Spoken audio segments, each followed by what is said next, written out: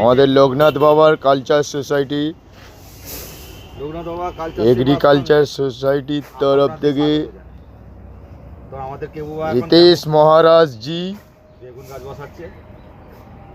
125 বছরে তো বেগুন গাছ যে জীবিত থাকবে 553 বছরের পর আমাদের রাম মন্দির যে হলো 553 বছর বেগুন গাছটাই জীবিত থাকবে। এটাই আমাদের বাবা লোকনাথের কাছে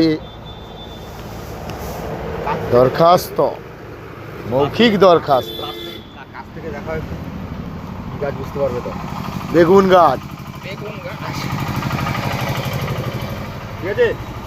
একটা গাছ 10 কোটির জীবন।